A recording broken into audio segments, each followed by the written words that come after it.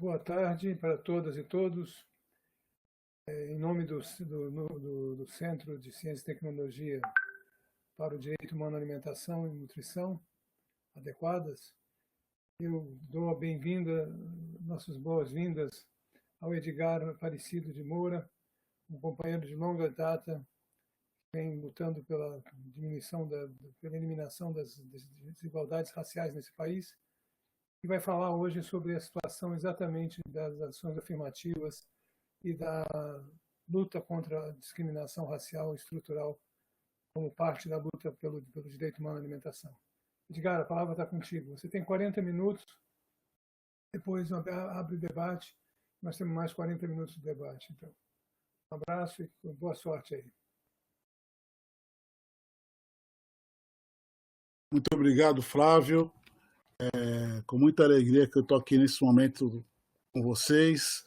Para mim sempre é bom falar do tema, né, que a gente vem construindo muito, essa questão da segurança alimentar, soberania alimentar, e agora na pandemia, a gente acho que nunca falamos tanto de soberania e segurança alimentar como em 2020, né? A nossa avaliação, inclusive, na Semana Mundial da Alimentação, também foi uma semana positivamente, né, bem discutida. E a parte boa também que é um tema que a gente consegue, no momento de eleição, colocar na agenda eleitoral, né? Então, a gente também viu muitos candidatos, muitas cartas que os movimentos todos colocaram para ver se os próximos gestores públicos, né, que nós estaremos votando e legisladores aí no domingo, possa tratar a soberania e segurança alimentar com mais carinho e com mais força para o CISAM e também com mais força sempre para os outros dois sistemas que, para mim, são importantes, que é o SUS, o CISAM e o SUAS, né? Então, hoje, falando aqui de população negra, soberania e segurança alimentar, em um momento de pandemia, eu gosto de começar falando por que nós chegamos a esse debate, né? Então, é importante a gente ter como ponto de início o racismo estrutural. Então, eu começo colocando aqui um conceito do que é o racismo estrutural para nós, né? Para mim, e acho que o que a gente debate hoje no Brasil, no mundo, mais no Brasil, é o racismo estrutural. Então, de maneira ainda mais branda, né? Eu estou colocando assim na minha apresentação, por muito mais tempo é imperceptível que essa forma de racismo ainda será ainda mais perigosa por ser difícil da percepção. Trata sempre de um conjunto de práticas, né? O Brasil sempre mostra assim, práticas e situações e falas embutidas em nossos costumes que promove direta ou indiretamente a segregação ou preconceito racial, né? Então a gente pode tomar vários exemplos, né? Mas eu gosto de falar que quando a gente trata de racismo estrutural, que a gente está ouvindo falar muito nos últimos anos, e esse ano mais ainda, pelo que aconteceu nos Estados Unidos, é isso, né? É que essa questão que a gente fala muito das ações afirmativas, né? Que vem do intuito de quebrar esse racismo estrutural colocado dentro do Brasil, onde a população negra, a população das tradicionais, né, vamos colocar assim, não tem vários direitos, né? Não tem acesso a alguns direitos pela estrutura colocada no Brasil, por isso que a gente chama de racismo estrutural. Então, pode passar, Flávio, por favor. A outra. E aí eu trago uma outra palavra também, né, outro conceito muito forte para nós, que é o racismo institucional, né? Então a gente tem que lembrar, e aí quando fala racismo estrutural, tudo que aconteceu do escravismo criminoso até os dias de hoje, né? Então a gente coloca dessa estrutura colocada que ainda mesmo com a pós-abolição a gente não conseguiu ainda avançar em algumas coisas, né? E aí a gente pode chamar que a nossa dificuldade de acesso a alguns programas, por exemplo, em alguns espaços, está casada ao racismo institucional, né? Então eu coloco aqui, o racismo institucional resulta de um conjunto de regras e de práticas diretas ou indiretamente discriminatórias, cuja a interação tem por efeito a manutenção dos membros de um determinado grupo numa situação desfavorável. Então a gente pode perceber que quando a gente fala dos acessos a alguns programas, por exemplo, que nós temos direito pelo direito a uma alimentação adequada, alguns acessos que nós temos direito passando pelo CadÚnico, vários acessos de política pública que se dificulta o nosso acesso, a gente pode chamar de um racismo institucional, né?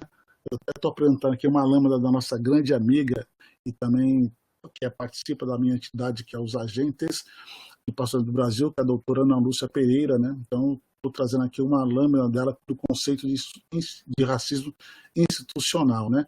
Essa questão que se tem discutido também no âmbito da Política Nacional de Segurança Alimentar é mais uma ferida, né? Quando a gente pensa nos acessos de políticas ligadas à segurança alimentar. Então, eu posso falar aqui de várias. Eu posso falar do acesso à terra e território, a gente pode falar dessa dificuldade da população negra rural, da população negra do espaço urbano, da moradia, né? Essa dificuldade de acesso à política de ATER, né? E outras políticas, agora ainda mais nesse governo atual, né? Que impõe um fascismo muito grande e deixa escancarado esse racismo institucional, né? Inclusive quando ele acaba com a política, né? Ele quer acabar com a política de segurança alimentar, onde ele inicia com a sua gestão acabando com o Conselho Nacional de Segurança Alimentar, né? Na verdade, ele queria acabar com a lei, não conseguiu, pela nossa resistência, a resistência do povo brasileiro, então conseguiu apenas tirar o Conselho Nacional, mas ele não conseguiu tirar o sistema e não conseguiu acabar com os conselhos estaduais e municipais que levam à frente o CISAM até hoje, né? Então, pode passar, Flávio, por favor?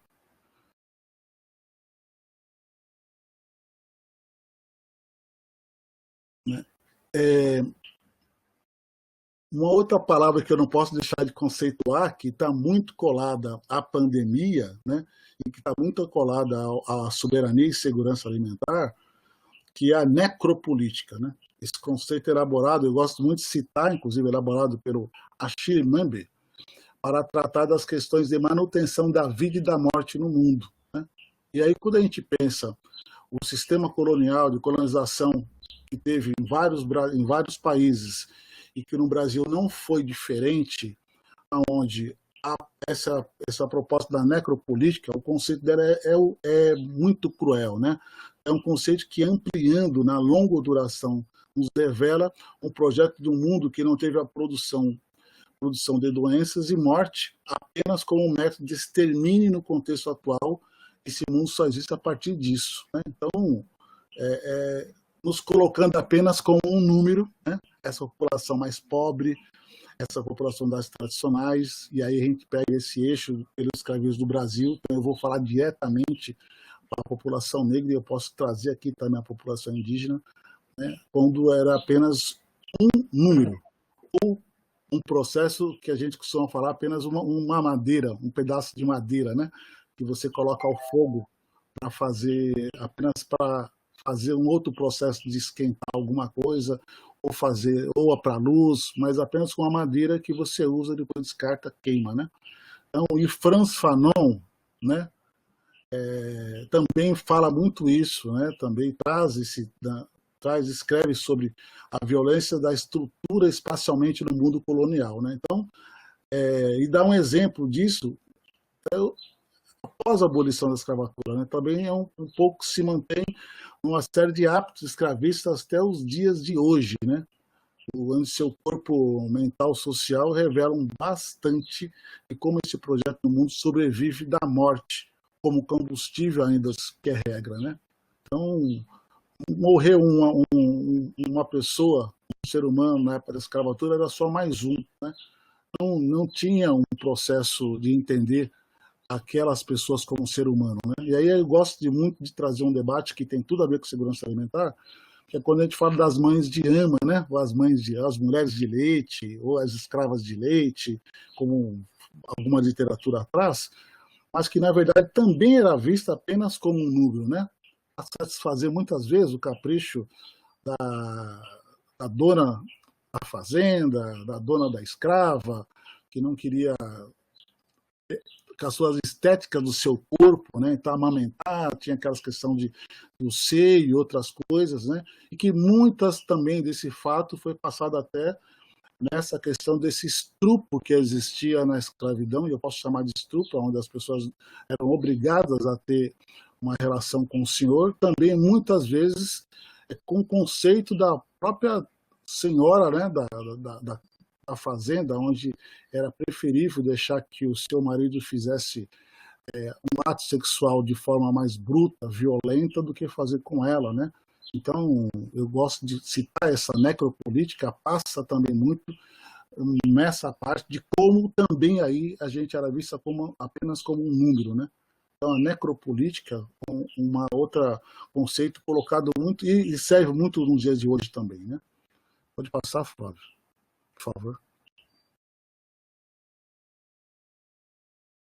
E eu coloco aqui o seguinte: como é que a gente tenta compreender o que leva o europeu a escravizar, né? E a gente fala aqui do africano, que era aquele processo escravatório no momento, a análise do filósofo do camaronês, né, que eu citei na outra lâmina, que ele coloca o capitalismo como a grande justificativa para a atuação da escravidão. E aí eu trago esse capitalismo, eu trago ele para o agronegócio também, né, que a gente vê que todo esse processo que é colocado no nosso eixo de segurança alimentar, onde a gente coloca o próprio processo das queimadas colocado hoje, toda essa violência do campo que nós vemos.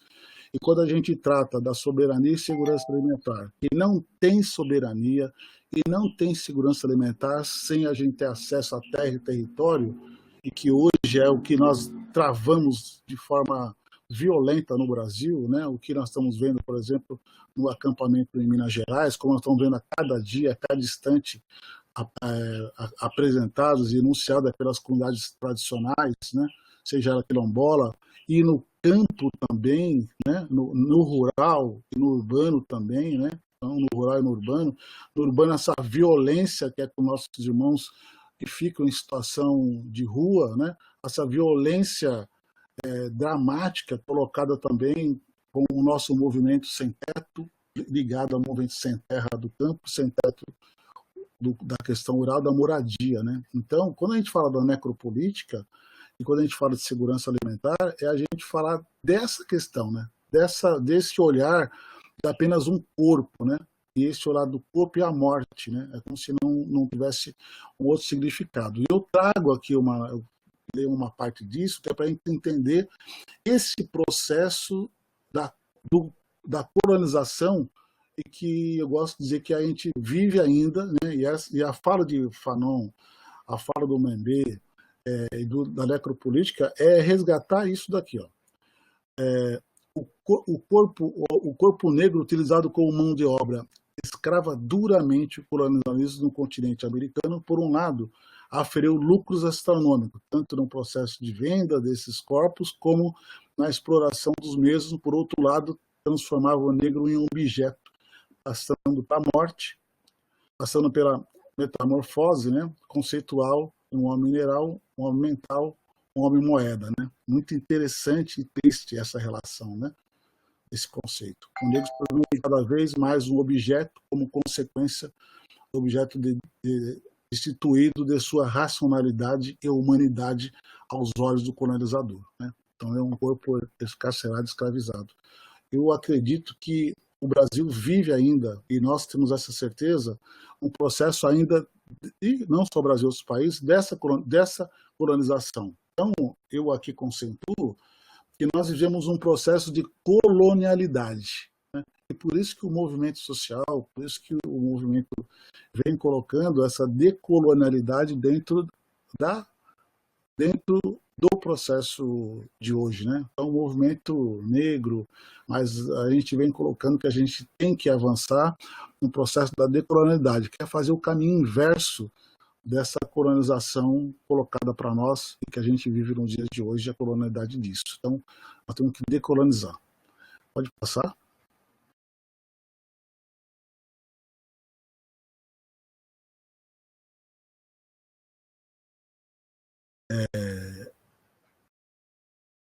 Aqui eu estou reforçando, né, essa questão que a gente coloca no dia, quando a gente falar, aí eu posso começar a trazer a nossa realidade no momento da pandemia, né? todos nós sabemos que no processo que teve a pandemia, nós ficamos com pelo menos aí sem aula, né? Primeiro nós temos a grande disputa política, né? E colocada, aí a gente faz um resgate também de como isso acontece quando a gente pensa a pandemia, né? O coronavírus, e vai lá para 1900, pós-abolição, né? Onde também tivemos algumas pandemias, algumas doenças, a gripe espanhola e tantas outras, e que o governo, o Estado brasileiro, só trazia à tona que existia uma pandemia quando a história mostra isso, né? Tanto que pós-abolição, gripe espanhola, a gente pega até 1930, 1950, o Estado assistencial com Vargas, aí vem a ditadura e chega até os dias de hoje, a gente consegue ter uma determinação de que, quando a pandemia começou agora também, não, quem viajou fora do Brasil, a gente não estava tratando da forma como a gente deveria ser tratado, e o Estado brasileiro vendo isso como uma coisa, como uma gripinha, né?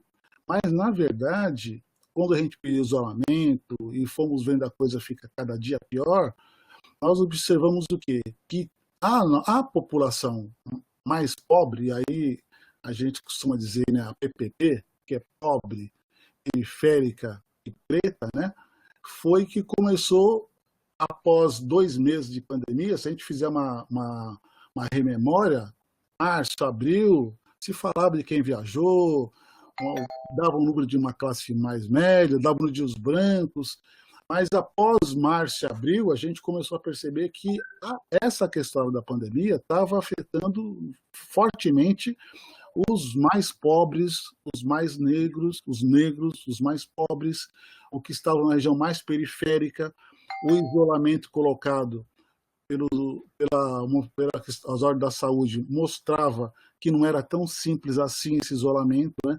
Porque se esse povo mais pobre já não tinha saneamento básico, se esse povo mais pobre já não tinha acesso à água, se esse povo mais pobre já não tinha acesso a várias políticas públicas de direito, né? Por isso que a gente fala do racismo estrutural e institucional nessa hora, como é que eles iam conseguir fazer realmente todo isolamento? E quem conseguiu ter acesso ao exame para saber se você estava com a doença ou não, a partir para o isolamento? Se você não tinha nem moradia, ou se a moradia não dava condições de isolar a comunidade, isolar, e começamos a olhar também a crise do abastecimento e começamos a perceber também os sistemas alimentares estando afetados de forma gigantesca, né?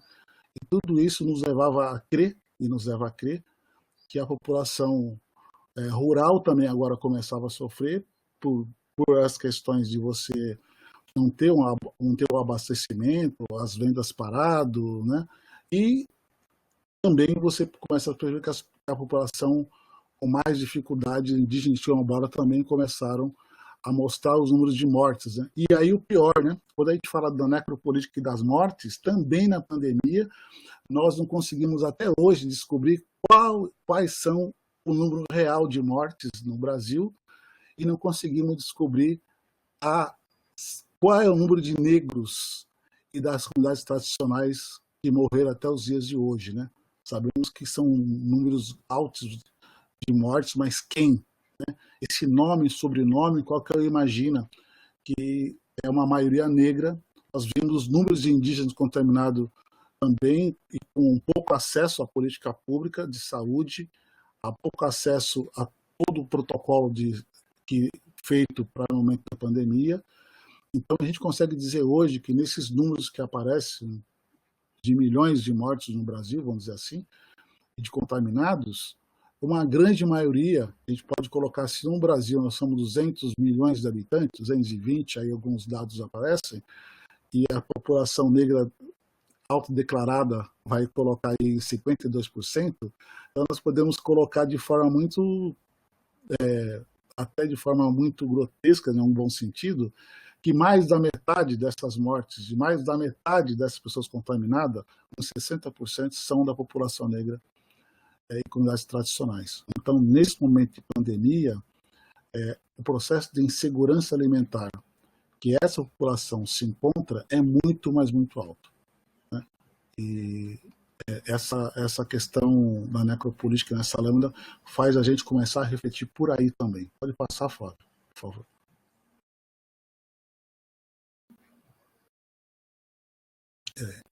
Eu gosto de tratar disso, como é que nós chegamos a esse racismo institucional e como é que nós chegamos a essa necropolítica, olhando um pouco de uma questão de dados históricos, né? Eu gosto sempre de mostrar que, se a gente não falar um pouco da história, a gente não consegue entender também esse momento de hoje da pandemia e essa situação de insegurança alimentar grave que essa maioria colocada hoje. O último relatório da POF mostra isso, a PNAD já mostrava isso, então o relatório de 2017 e 2018 já mostra a população, esse racismo, né, e essa desigualdade muito grande, e a gente tem que remeter um pouco à história, né?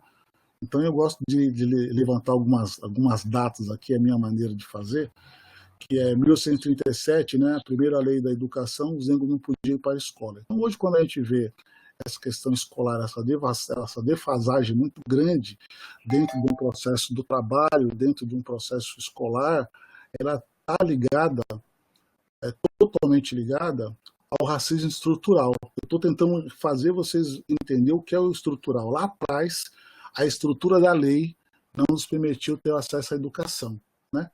Então, está lá, 1937, lá atrás, uma lei das terras também não nos permitiu a ter posse das terras, né? Então, isso pode justificar também toda a luta até o término da escravatura, né? Essa falsa abolição que aconteceu. Eu nem gosto de falar da lei do ventre livre, porque a gente nunca fomos livres, né, até hoje. A lei sexagenária, a gente pode fazer muito fácil uma relação dos aposentados, né, que também tiraram o nosso direito, e a maioria que se aposenta também, né, e atende mais de 38 anos de escravidão, né? Pode passar, Flávio?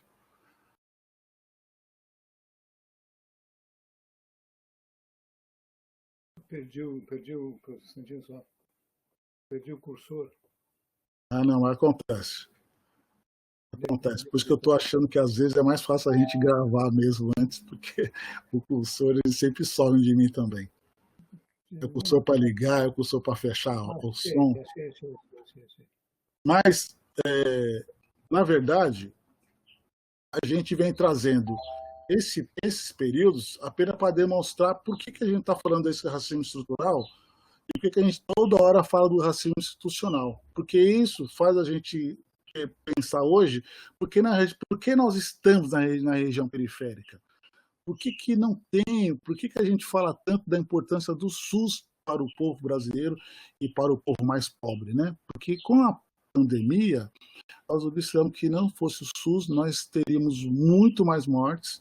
Nós sabemos que ainda nós podemos saber os dados das mortes dos contaminados entre a questão de gênero, homem, mulheres, ou a cor, se é negros e tal, porque tem um SUS, né? Então o SUS vai obrigar, se não sai hoje, não sai amanhã, a gente vai conseguir ainda levantar os dados dos mortos, os dados contaminados, a provar o que nós estamos dizendo, que existe uma maioria. E aí a gente vai conseguir mostrar em números, né?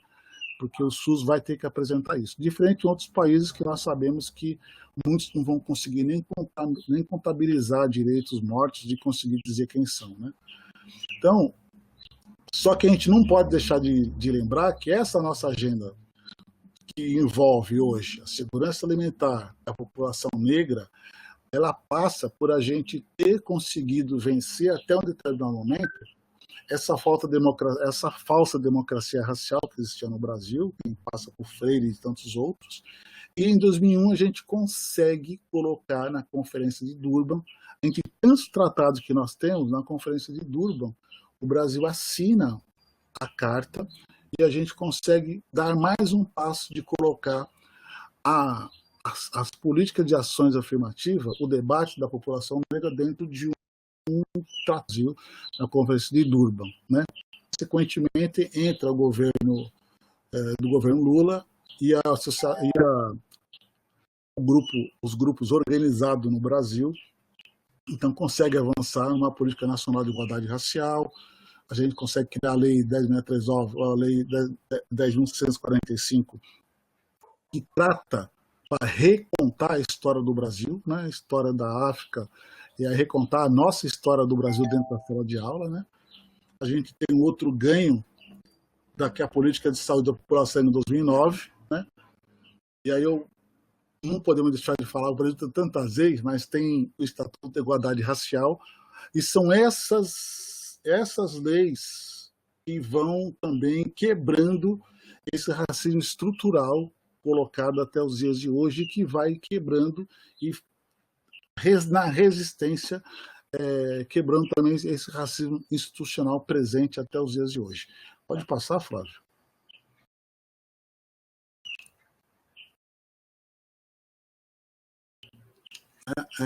As cotas da universidade, que a gente já falou, o Plano Nacional de Desenvolvimento Sustentável dos Povos e Comunidades Tradicionais de matriz africana é outro ganho muito grande para a gente começar a discutir também nesse olhar por segmento, né, dessa diversidade que é o Brasil de comunidades tradicionais.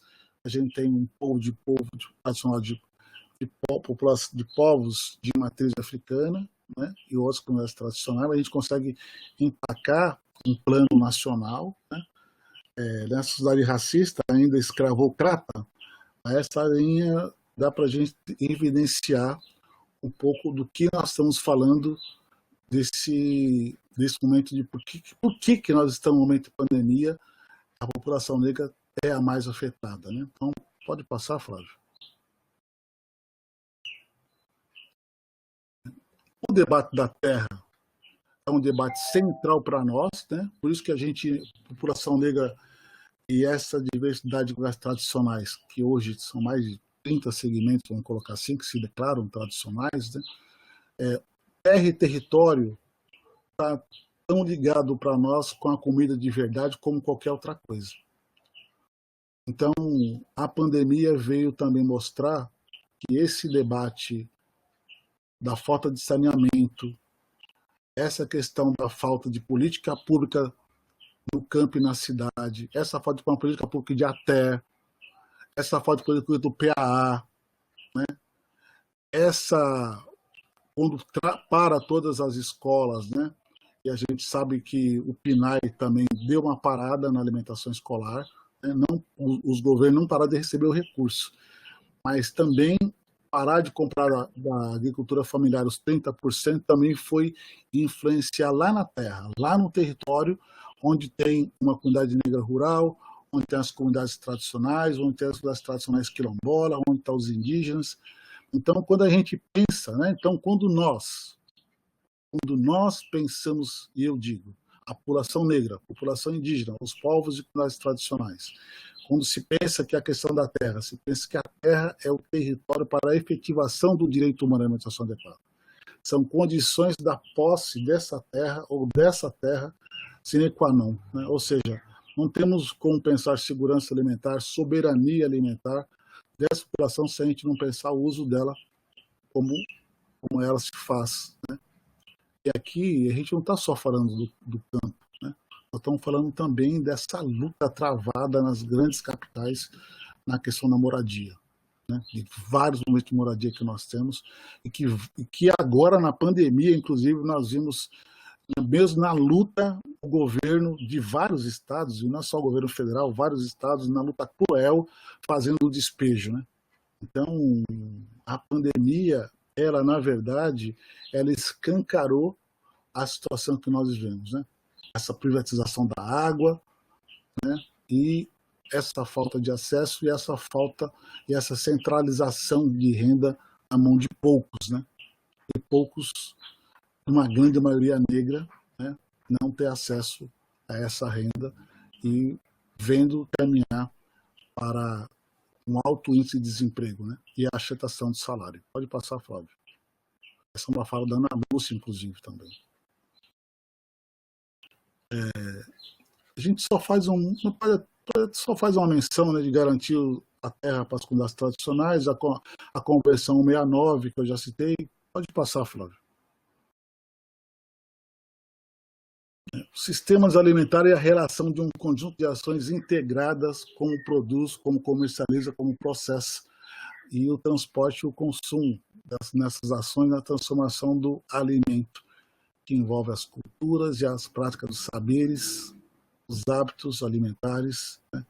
Inclusive fala muito, eu gosto de trazer essa fala do Araújo Lima Filho, né? Mas aqui eu gosto de discutir, quando eu falo de sistemas alimentares, é a gente perceber, né, que nesse momento de pandemia, quando a gente fala de sistema que comercializa, a gente está vendo essa dificuldade de abastecimento que pegou de cheio. Nós estamos vendo o aumento do feijão, o aumento do arroz, né? Ao mesmo tempo, você vê o governo dizer que a soja, né, exportação de soja, exportação de milho, né, exportação do transgênico, e aqui a gente começa a ver o sistema alimentar totalmente abalado, né? A gente vê o ataque total ao sistema alimentar, né? Falo nós, porque a minha família é uma família da agricultura familiar, da cidade de Campinas, então a gente sabe a importância das sementes crioulas para nós, a gente sabe da importância de uma alimentação saudável, e por aqui a gente consegue discutir. E agora, na pandemia, nós fomos direto buscar, em alguns momentos, até além do isolamento, buscar algumas questões tradicionais, né, do que a gente tinha na nossa cultura alimentar, né, ou seja, a importância do limão para criar imunidade, seja a importância do gengibre, uma alimentação saudável. Então a gente começou a ter uma alimentação saudável e, novamente, uma alimentação que é, infelizmente, um momento para poucos, né? Porque nós vimos como está escasso conseguir as feiras, travar as feiras, então é o nosso acesso à feira. Então nós, no momento da pandemia, não tivemos acesso às feiras, porque as feiras foram suspensas. Não tivemos acesso à alimentação escolar, porque as escolas foram suspensas. Então aí a gente vai fazendo uma linha para ver quantas violações de direitos de acesso foram colocando para nós e quantas dessas questões têm a ver com a produção, né? Porque nós vimos essa luta travada do MST, né? Do MST, como do MPA, como de outros movimentos da agricultura. Pode passar, Flávio.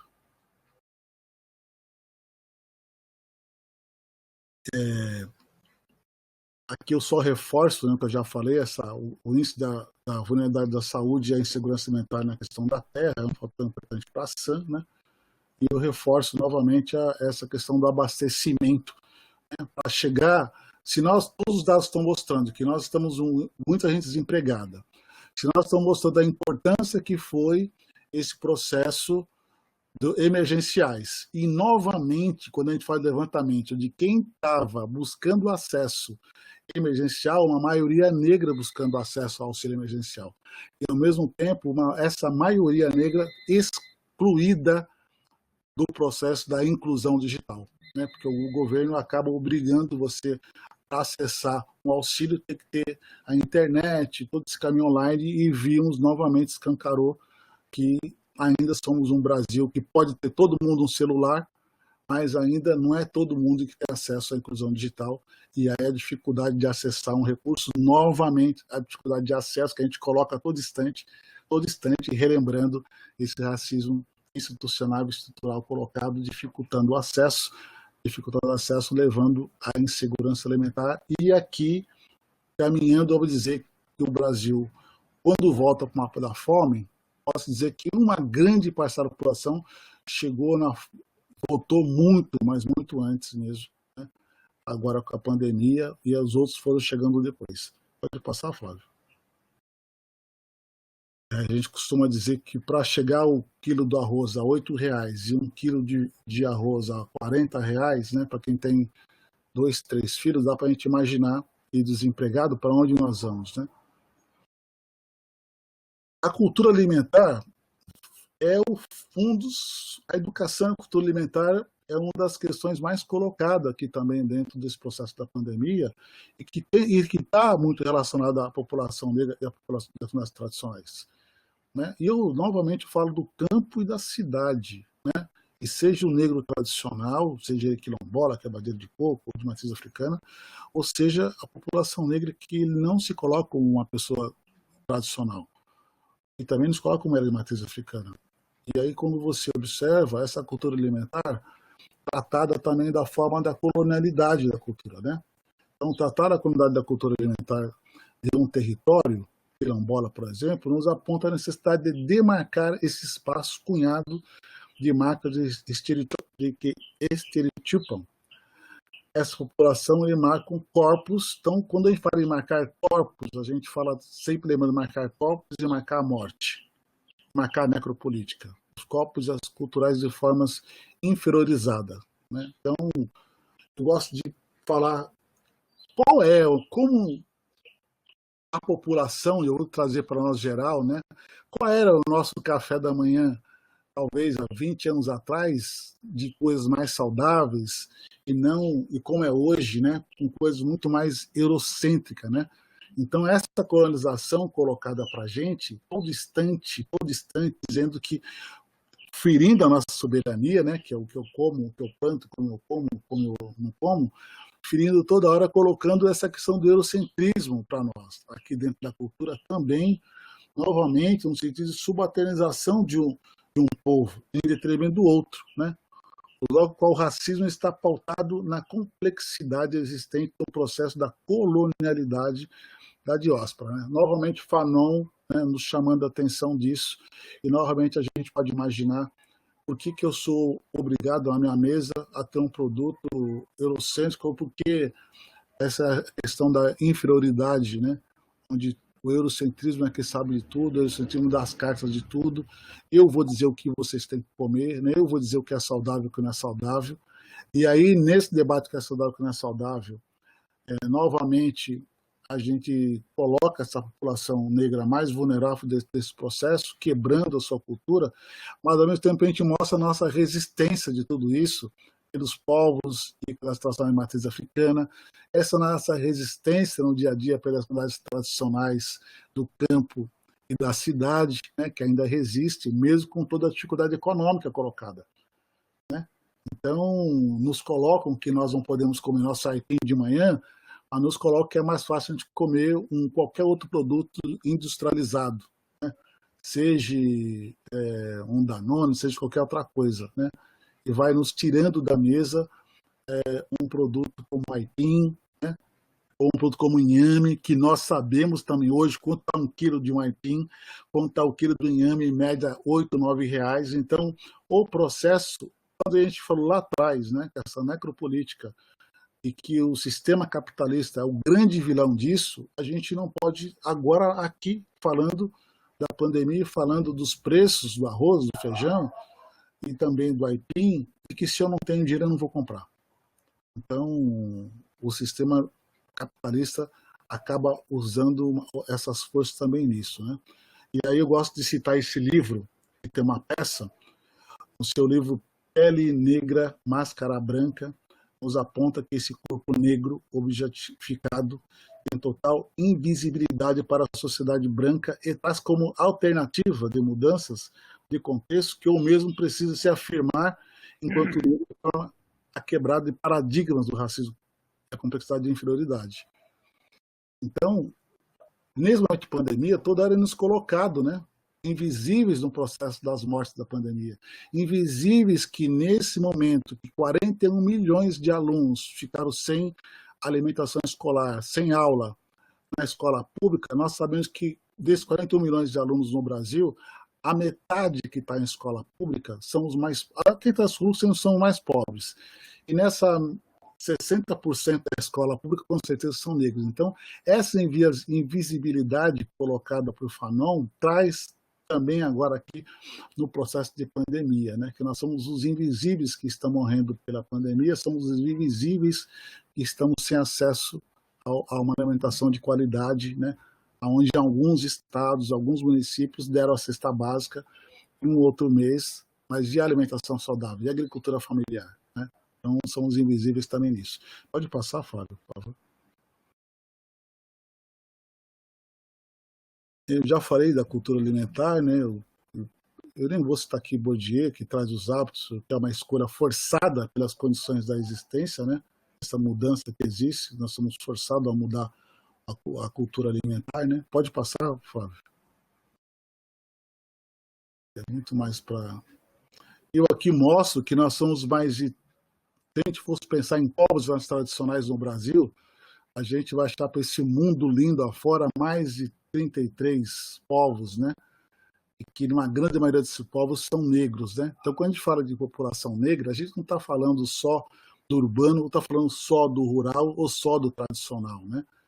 Por isso que quando a gente pensa no orçamento, e por isso que eu reforço nas minhas falas, nos meus textos, que o Brasil precisa ter um orçamento afirmativo, né? O nosso orçamento do gestor público, seja ele onde for, o federal, o estadual, o municipal, o federal, ele não pode ser um orçamento universal.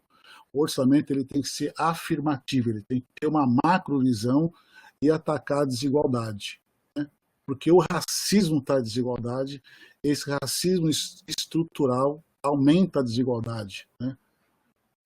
Entre brancos e negros, entre as mulheres, né? São geralmente as mulheres negras ganham menos do que uma mulher branca, né? Então a gente, e aí por fora vai as desigualdades colocadas no Brasil, e agora com a pandemia essa desigualdade continua ainda mais presente, né? Pode passar, Flávio, tá fechando aí.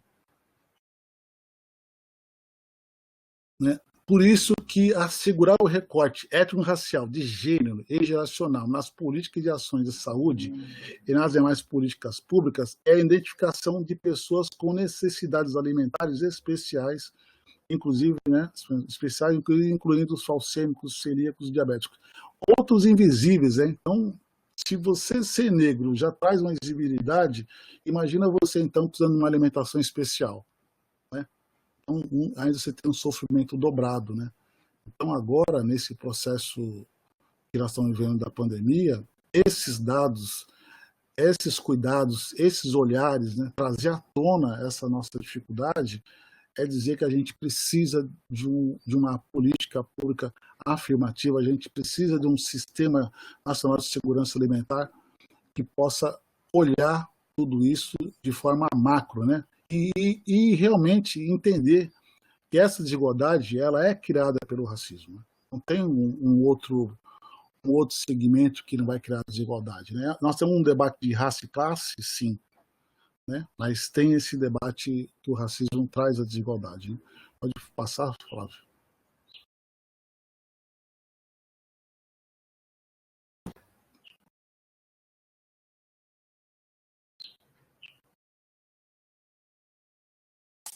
A gente pontua os desafios da pobreza, da desigualdade social, né? Acho que eu acabei de colocar aqui, garantir, ampliar e fortalecer as ações da promoção da inclusão produtiva das famílias em situação de pobreza, extrema pobreza no meio rural, no meio urbano, respeitando as formas dos saberes culturais dos povos mais tradicionais, né? Criar programa específico dos povos mais tradicionais, né?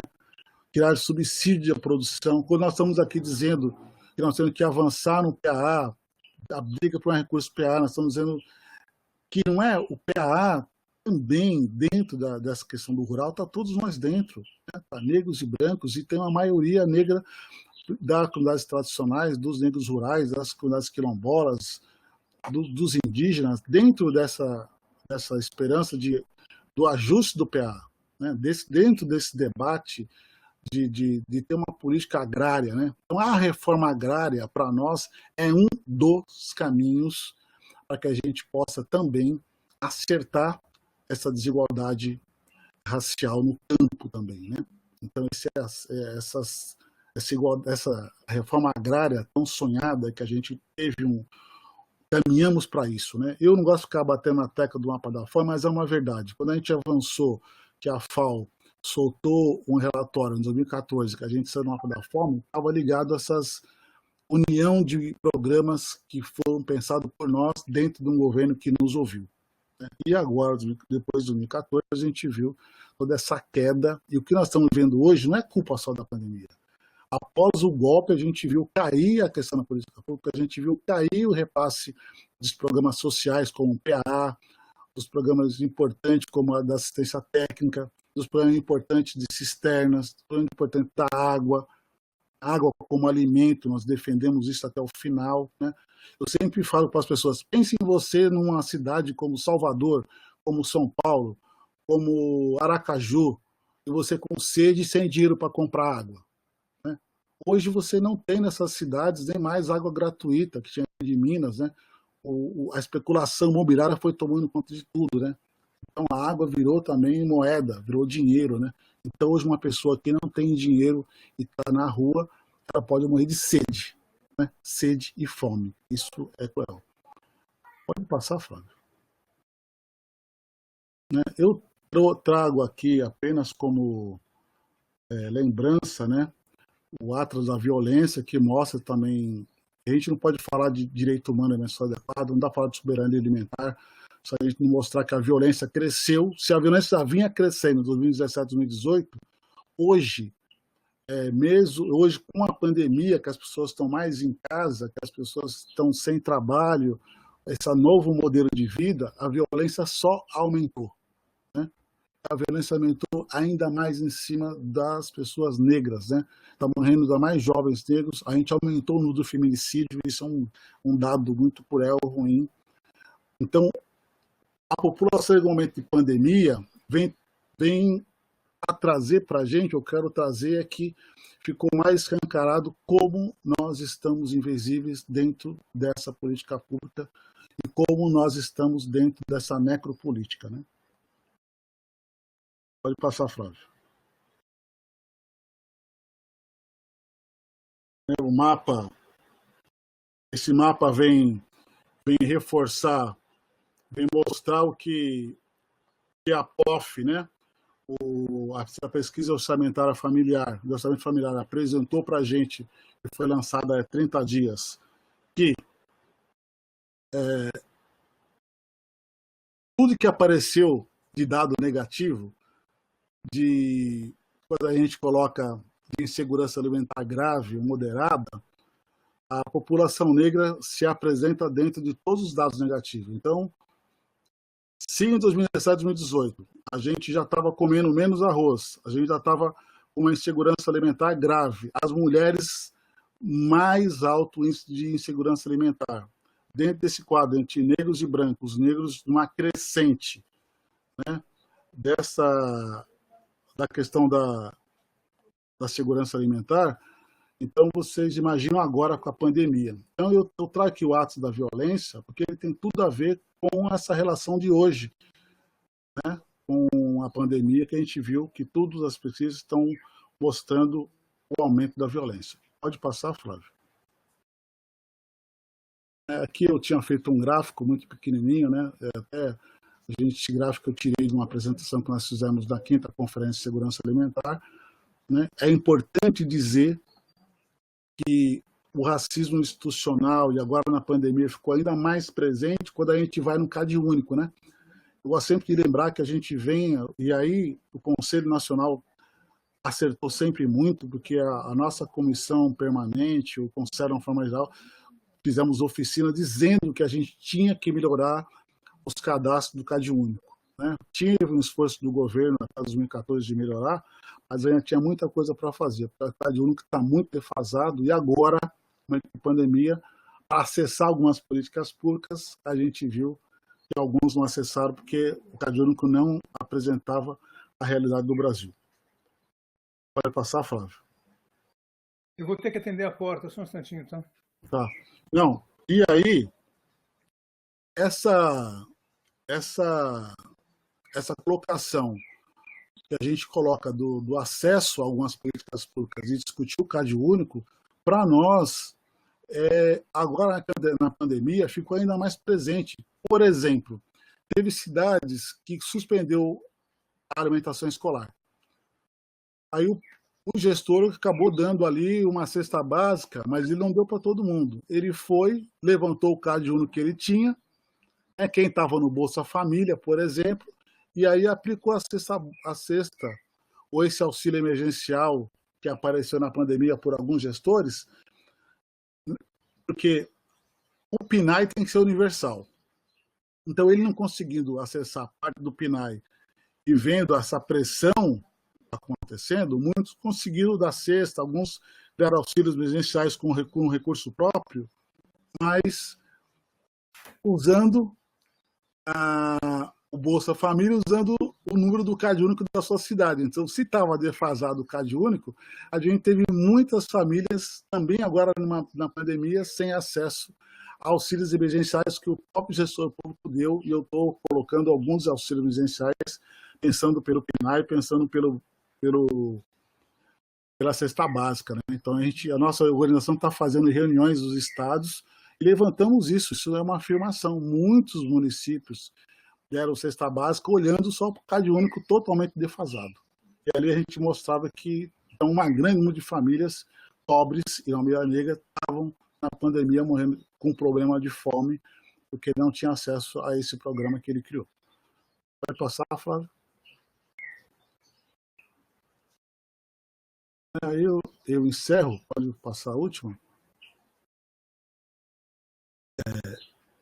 Eu fecho aí para também ouvir, assim, para a gente fazer uma roda de debates, né, colocar aí, mas para nós a pandemia vem reforçar todos os dados da POF, vem reforçar todos os dados da PNAD, né, e eu não poderia deixar de encerrar essa minha apresentação lendo o discurso, né, preferido por David Choquibamba, Choquinanca, o vice-presidente da Bolívia, né, essa semana. Então eu vou pedir permissão para vocês para ler, aqui vai ser rápido.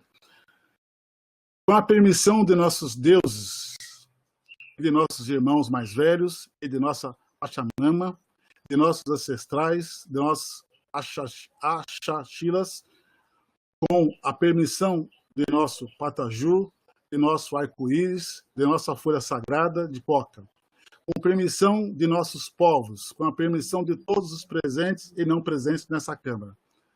Hoje quero compartilhar nossos pensamentos com alguns minutos.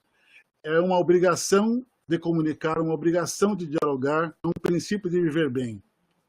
Os povos e culturas milenares, da cultura da vida, mantêm as nossas origens desde os primórdios da antiguidade.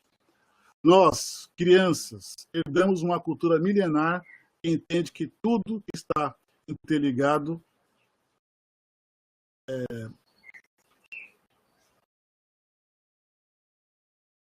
tudo que está dividido, né, interligado, que tudo está interligado, que nada está dividido e que nada está fora.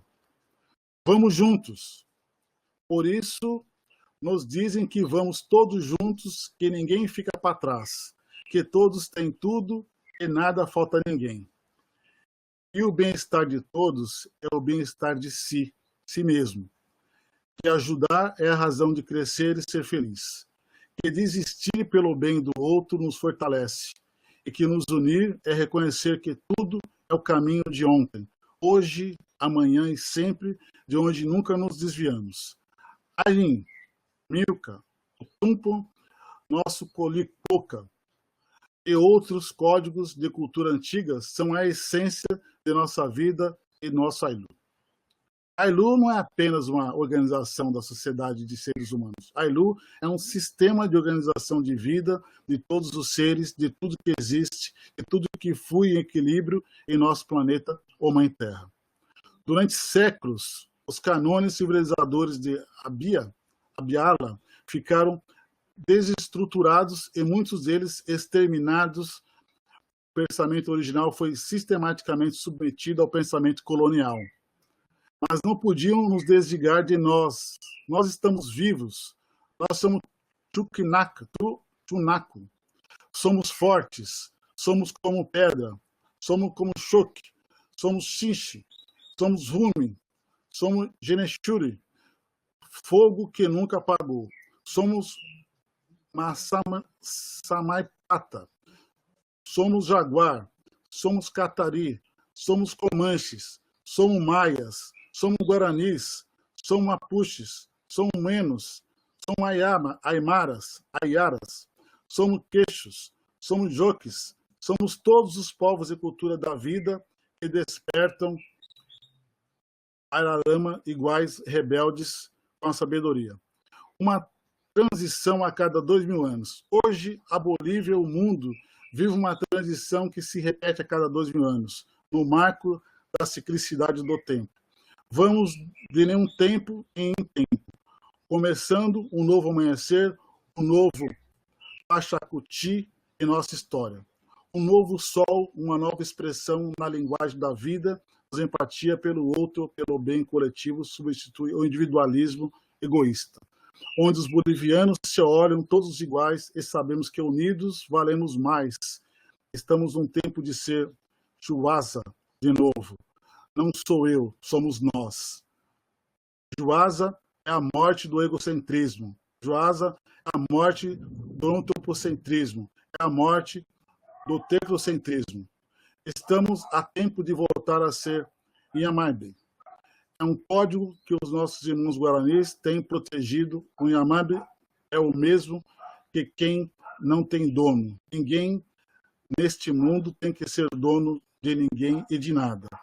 Desde o 2006, a Bolívia iniciamos um trabalho árduo para conectar nossas raízes individuais e coletivas para voltar a ser nós mesmos, para retornar ao nosso centro, ao nosso Taipi, ao Pacha, ao equilíbrio do qual a sabedoria das civilizações mais importantes do nosso planeta. Estamos em processo de resgate do nosso conhecimento, dos nossos códigos da cultura da vida, dos nossos canones civilizadores, de uma sociedade que viveu em íntima conexão com os cosmos, com o mundo, com a natureza, com a vida individual e coletiva. Construir o novo, construir nosso Suma Caimana.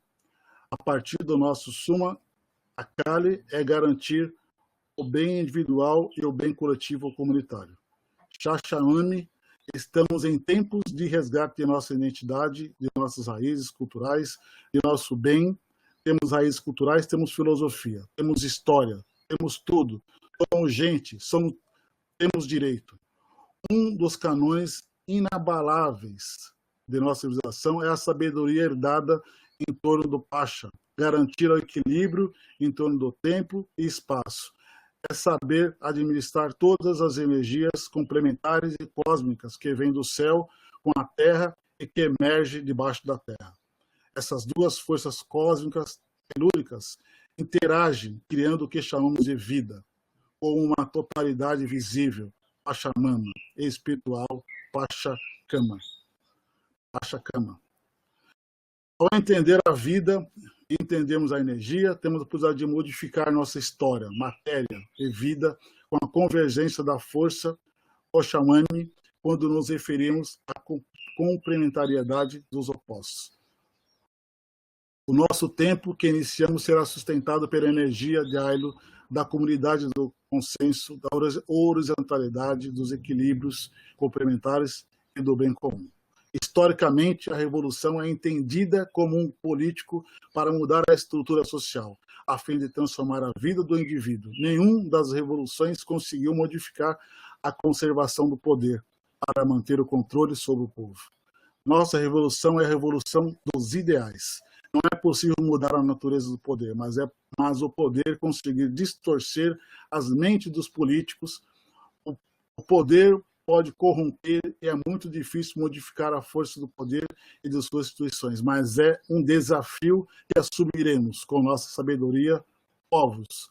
Nossa revolução é a revolução das ideias, é a revolução dos equilíbrios, porque estamos convencidos de que para transformar a sociedade do governo e a burocracia que as leis e o sistema político devemos mudar como indivíduos. Nossa verdade é muito simples. O condor só alça voo quando sua asa direita está em perfeito equilíbrio com a esquerda. A tarefa de nos formarmos como indivíduos equilibrados foi brutalmente interrompida há séculos. Não há concluímos o tempo da era do Ailo. A comunidade já está conosco. Requer que sejamos indivíduos livres, equilibrados, para construir relacionamentos harmoniosos com os outros e com o nosso meio ambiente. É urgente que sejamos capazes de manter o equilíbrio para nós mesmos e para a comunidade. Estamos no tempo dos irmãos Apanaca, Pachacuti, os irmãos da mudança, onde nossa luta não era por nós, mas também por eles e não contra eles. Buscamos o mandato, não buscamos o confronto, buscamos a paz e somos a paz. Não somos da cultura da guerra, somos da cultura da guerra. O único para venha conviver. A ideia é isso. Mas eu vou pular. Mas justifique tem que ser verdadeiramente independente. Vamos acabar com a intolerância, a humilhação dos direitos humanos e da nossa mãe terra. O nosso tempo significa ouvir a mensagem dos nossos povos, que vem do fundo do coração. Significa curar feridas, orar para nós com respeito, recuperar a pátria, sonhar juntos, construir fraternamente harmonia e interação, esperança para garantir a paz e a felicidade das novas gerações. Só então poderemos conseguir viver bem e governar a nós mesmos. Lá, Bolívia. Eu fiz questão de ler esse discurso da Bolívia, quase inteiro, né? Falei no final, porque mostra muito o que nós estamos vivendo hoje, mostra muito o que a pandemia mostrou para nós, mostra muito após o golpe o que o Brasil está vivendo, né? E mostra muito que nós estamos a 3 dias de uma eleição nacional de municípios e legisladores e que esse espírito também eu sei que está em cada um de nós de transformação para colocar pessoas mais humanas, menos guerra, menos violência, menos racismo e mais amor. Obrigado. Obrigado, Flávio. Desculpa se eu estendi um pouco. Não, maravilha. Natália, Thalita, vocês têm comentários, perguntas, alguma coisa?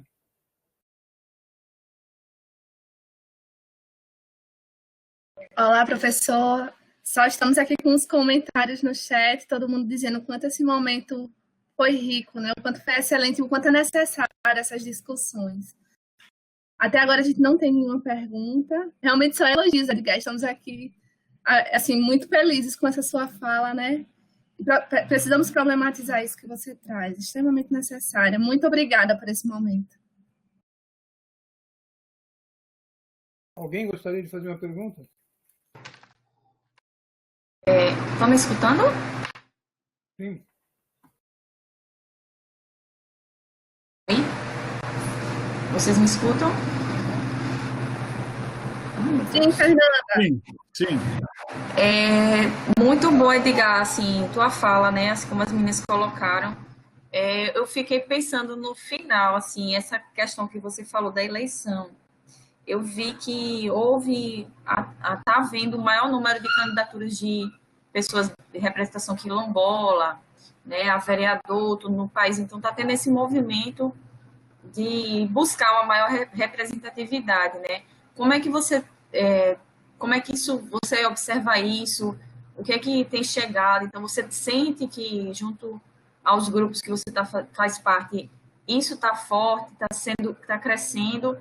São iniciativas organizadas ou você vê mais iniciativas individuais? Assim? Então, como é que você vê essa perspectiva?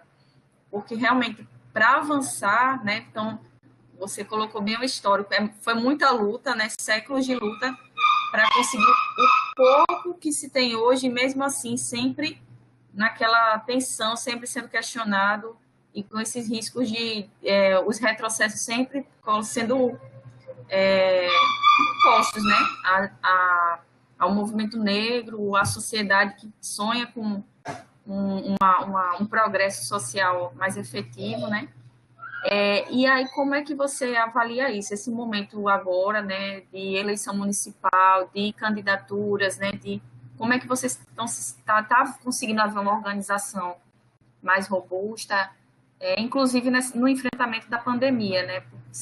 Não, no caso, pergunto para você nessa questão do movimento de sociedade civil, porque como governo a gente vê que está bem difícil, né? Então, como é que você está sentindo isso nesse momento, assim?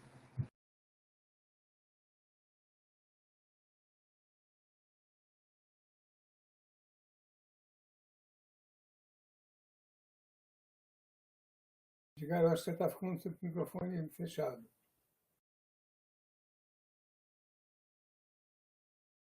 Edgar, você está com o microfone fechado.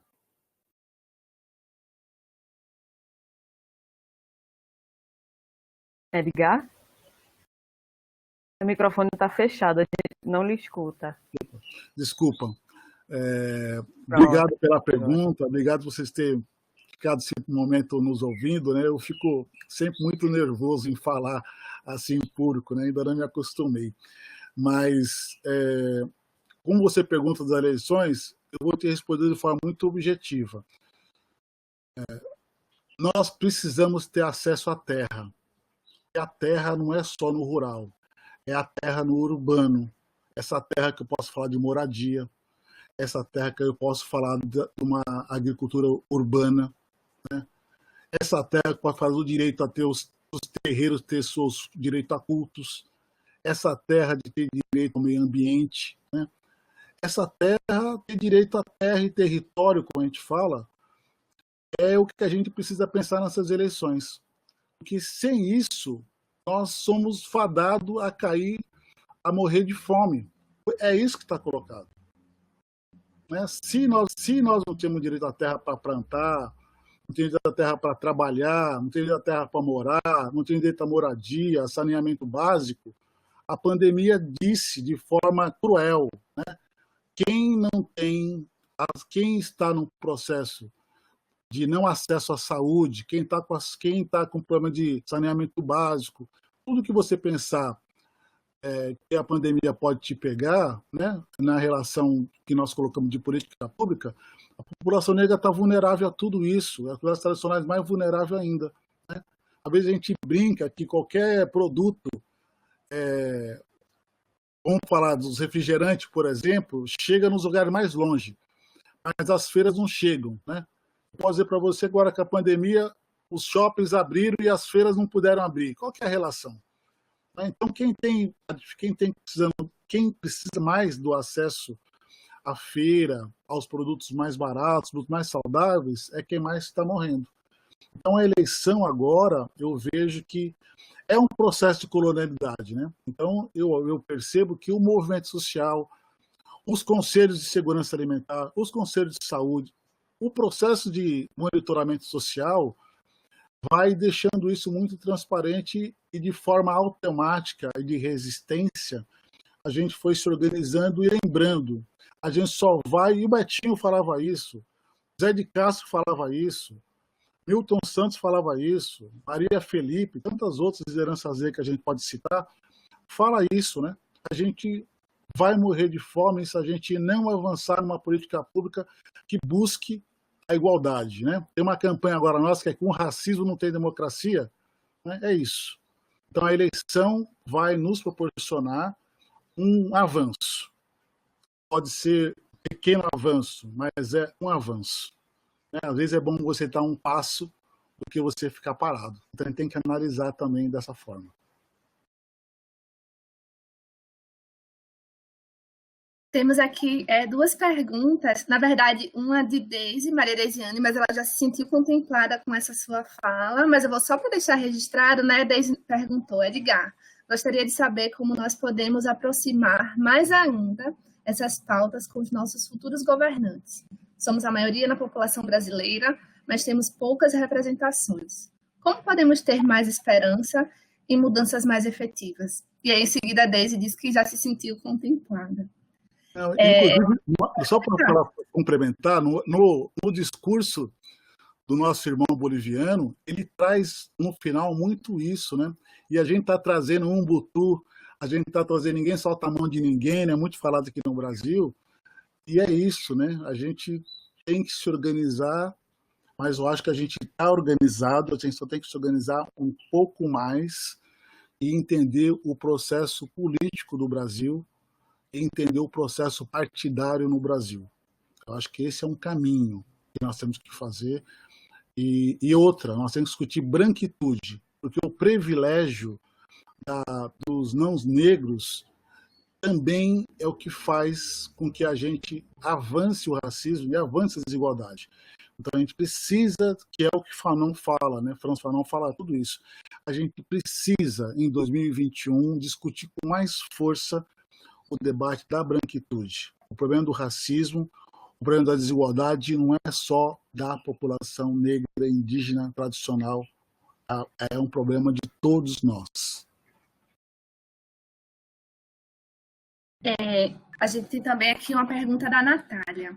A Natália diz, né? Parabéns pela excelente exploração sobre um tema tão importante, Edgar. Tendo em vista que o sistema alimentar vigente influencia de forma mais brusca e negativa a saúde da população negra por conta de questões históricas e estruturais, como já colocadas por você, como poderíamos converter essa situação a nível local e nacional?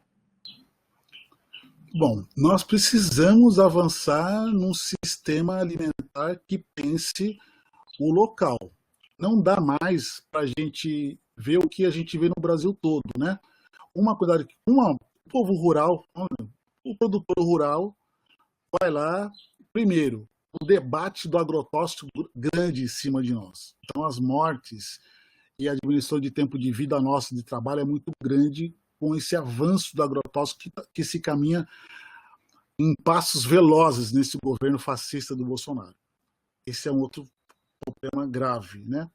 Outro debate é que nós temos que avançar nos sistemas alimentares, discutir esse processo do abastecimento, da produção, né?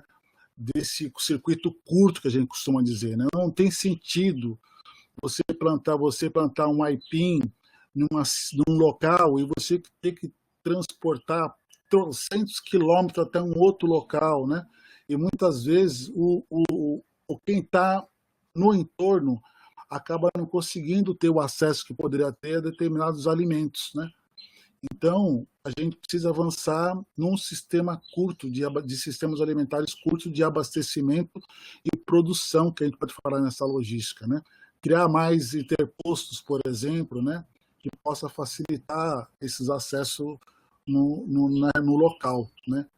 E no maior, a gente precisa fazer reforma agrária, a gente precisa ouvir o trabalhador do campo, a gente precisa avançar numa política pública de até a gente poder... Nós estamos produzindo mais, o que chega na nossa mesa é da agricultura familiar.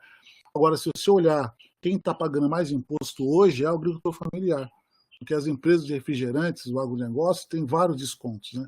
Então, quando ela fala dos sistemas alimentares, a gente precisa apostar.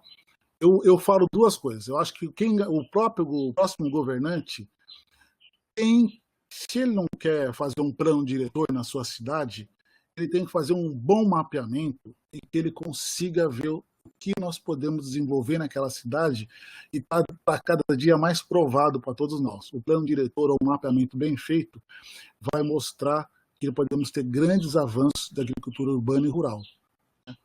E o governo nacional colocar dinheiro na assistência técnica e a gente parar com essa história de que nós temos que produzir só uma coisa só, né? Então, o processo eurocêntrico, essa pressão internacional faz isso, né? O quilo do arroz chegar a R$8 o quilo, né? E aí a gente as pesquisas mostrando que nós estamos comendo mal pouco hortaliça. Então, é avançar uma política de sistemas alimentares no local, um plano diretor pode se dar bem, e avançar num plano de até.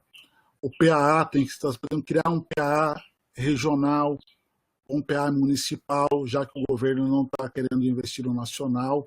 Mas é isso, avançar em políticas públicas colada com a agricultura familiar urbana e rural na sua localidade, né? Tenho certeza que é isso. Colocar mais feiras. Vamos pegando para encerrar mesmo essa pergunta.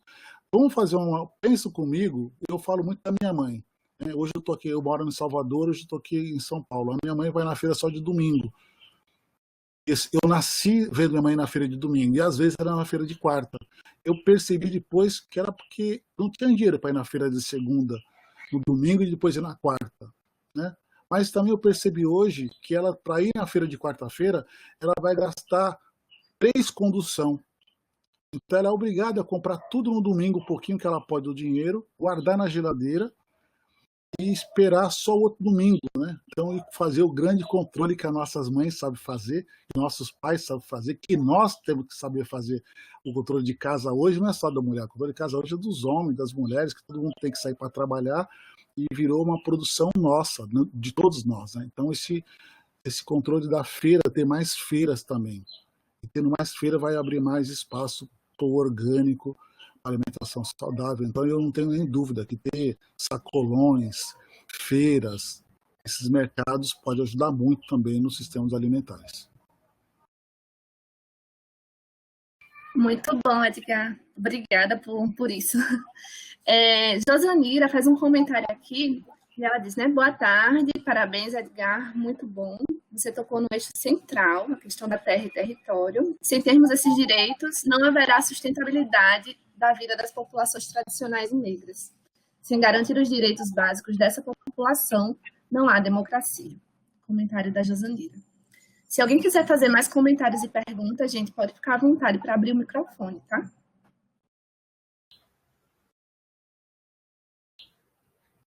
Professor Flávio, se quiser também fazer algum comentário ou fazer alguma questão.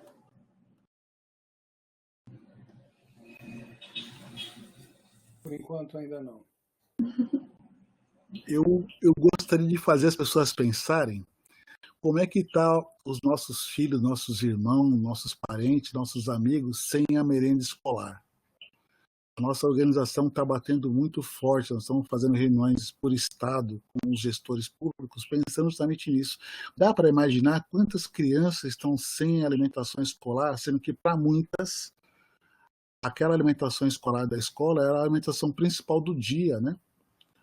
Então, por isso que quando a gente fala dessa invisibilidade, fica parecendo que nada está acontecendo e que ninguém está sofrendo com isso, né?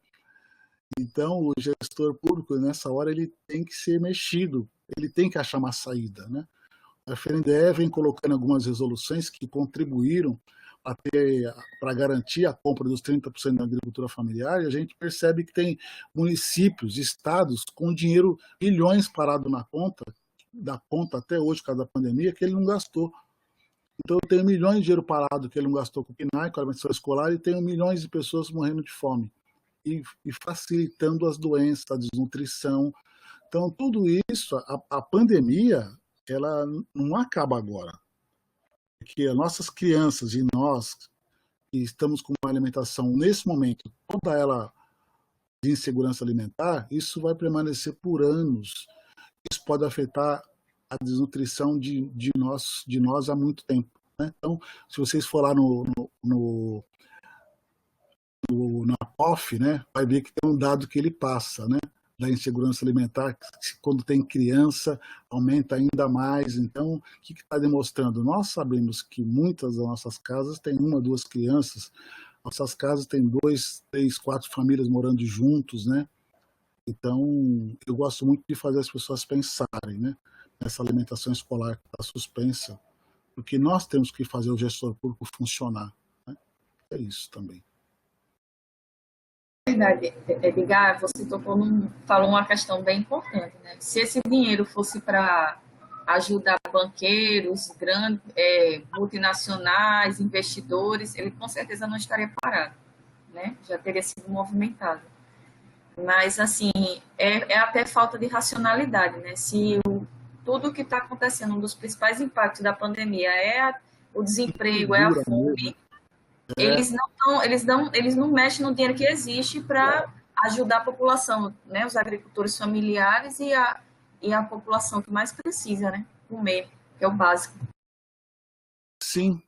Será que tem sentido algumas cidades que tem forte agricultura familiar, forte no momento agora, se agora é o momento de frutas, de laranja, de maçã, de manga, por que eu vou levar um suco de uva naquela cidade? Se eu posso, nesse momento, fazer o suco do que tem do entorno, do que tem no local, né? Então, também a gente vem chamando a atenção que não é um papel, não é a culpa da nutricionista, é o do gestor, né? E dessa pressão capital. Por isso que eu falo, a questão da necropolítica, né? E o racismo institucional, o racismo estrutural passa por aí. A necropolítica fala de morte e de invisibilidade. Então é isso, né? A gente é como se não tivesse existido o que vale é o dinheiro. Então os atravessadores, né? E nessa hora, milhões parados que podiam ter feito kit, comprado alguma coisa com o familiar, e os mercados ganharam dinheiro a rodo. Porque quem construiu o Vale, quem construiu o cartão, não facilitou, não ajudou a agricultura familiar. De novo, o cartão ajudou só o grande mercado, o grande capital, e a cesta básica, aquelas que não foram bem discutidas ou bem preparadas, ou que teve o olhar de uma alimentação saudável, também você vai ver que novamente ajudou os embutidos, novamente ajudou o capital, né?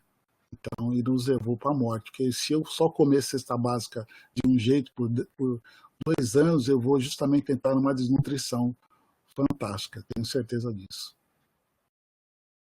E mais obesidade.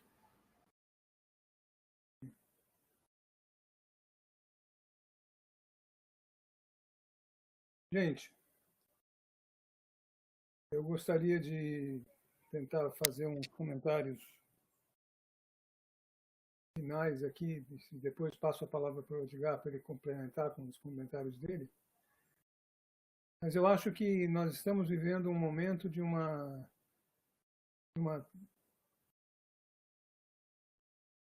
crise social profunda da sociedade brasileira. Eu acho que nunca ficou tão clara a desigualdade como ela está nesse momento. Nunca ela esteve tão patente, tão visível. Apesar da invisibilidade, ela está muito visível nesse momento. E isso está sendo a minha esperança é que isso tenha algum reflexo nas votações que a gente vai ter nesse próximo domingo. Eu não sou otimista no sentido de achar que vai haver uma reviravolta de qualidade de representação de uma hora para outra. Isso é um processo histórico de reversão que tem que ser construído. Mas eu acho que é um primeiro passo importante nessa direção.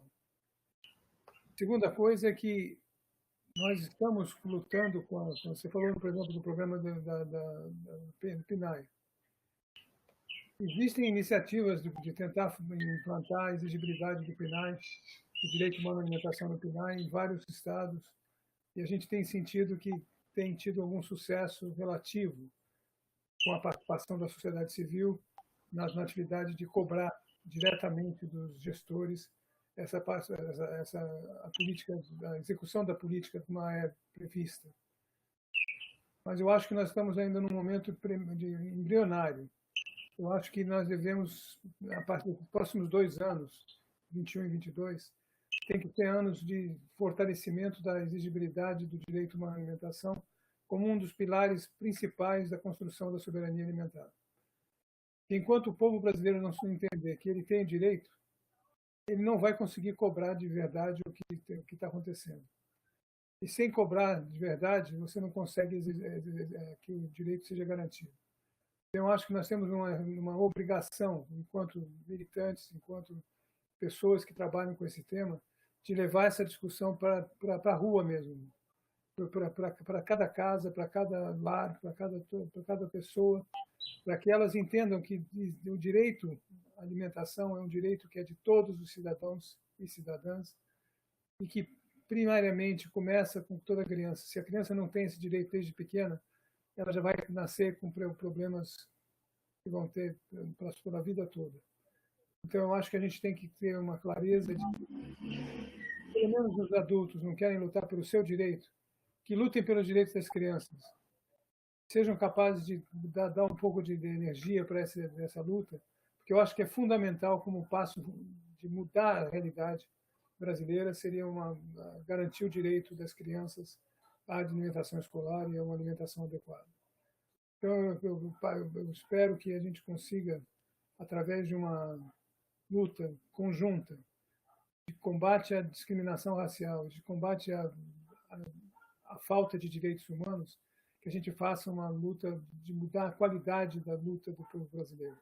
Deixar de ser uma luta de pedinte para uma luta de cidadão que exige o direito de ser reconhecido como um cidadão igual, uma cidadã igual, um ser humano igual perante a lei e perante todos. Não sei se você gostaria de dar um comentário nisso, porque eu acho que nós precisamos fazer esse movimento. Eu acho que nós não fizemos ainda, efetivamente.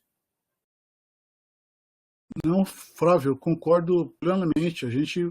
Nós voltamos para a questão da carestia, né?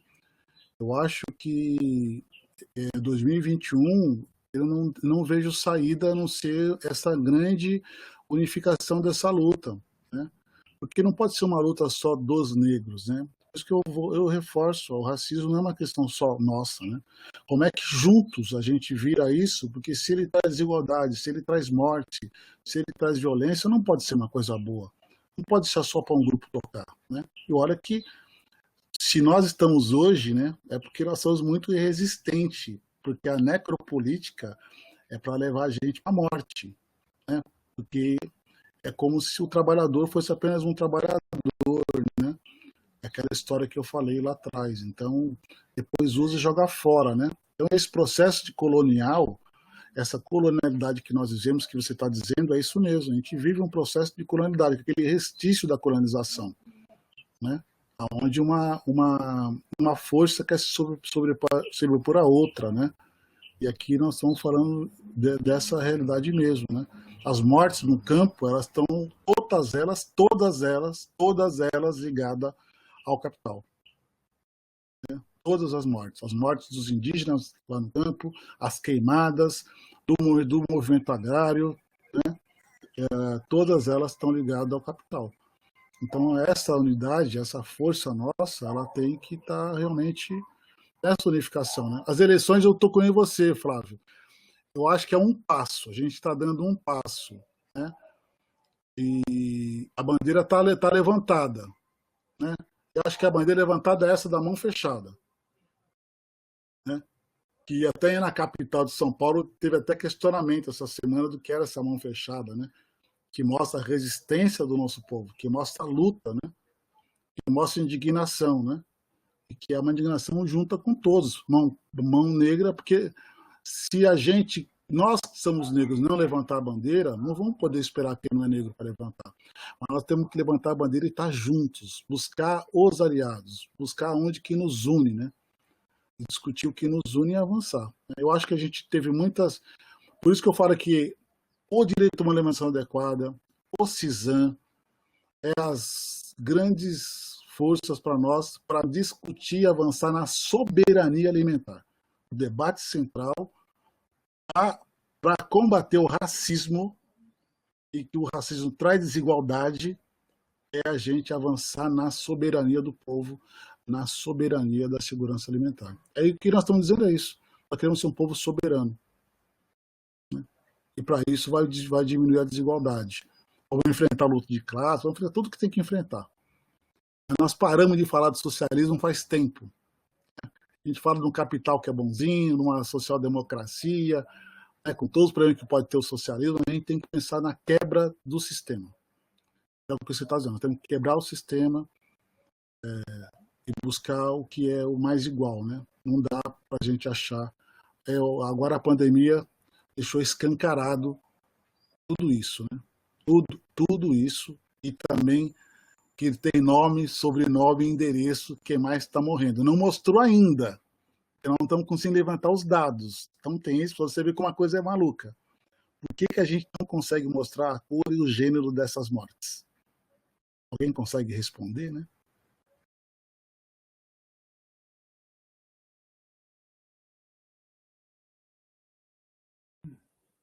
Eu vou falar uma frase do Milton Santos, né, que eu gosto muito, que ele fala que existe apenas duas classes sociais, né? As do que não comem e as do que não dormem com medo da revolução dos que não comem. Eu acho que o Brasil está vivendo isso, né? Essas duas classes sociais, as que não comem e as que não dormem com medo da revolução daqueles que não comem, né? A gente está nesse momento, nesse exato momento. E essa é uma fala do Milton Santos, nosso grande geógrafo, que eu falo que ele, José de Castro, né, foram pessoas que discutiram muito essa questão da desigualdade, muito essa questão da fome, e que a gente tem que toda hora estar lembrando nesse momento de resistência que nós estamos vivendo, né? De intolerância grande, né, do racismo religioso, da intolerância, né, desse machismo exacerbado, né, desse feminicídio, né, desse genocídio. Né? Então, é um momento de resistência, né? Eu digo.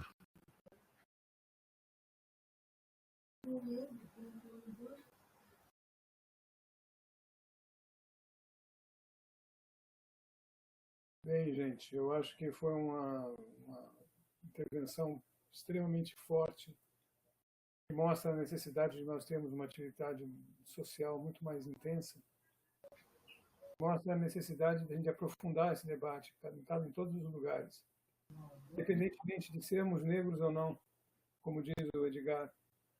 A responsabilidade pela solução do problema do racismo é uma responsabilidade social, coletiva. Enquanto não houver uma decisão da sociedade de mudar essa cultura, não vai haver mudança. Vai ser só superficial e paliativo. Tem que ser uma eliminação de racismo estrutural, significa eliminação de privilégio também, em paralelo. Significa eliminação do meritocracia, falta de perspectiva, de reconhecimento das causalidades. Exige uma revisão dos conceitos na universidade e tudo mais. E eu acho que é isso que nós estamos tendo que fazer. E tudo isso com implicações práticas. Não adianta fazer nada disso teoricamente se não houver uma expressão prática disso na realidade.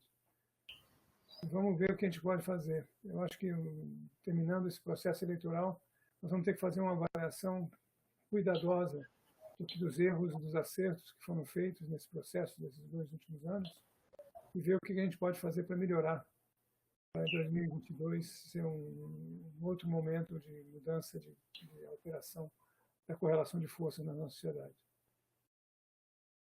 Edgar, obrigado pela tua palestra e eu tenho certeza que nós vamos ter você de volta em algum momento no ano que vem para avaliar isso daí, tentar ver o que aconteceu e como avançar.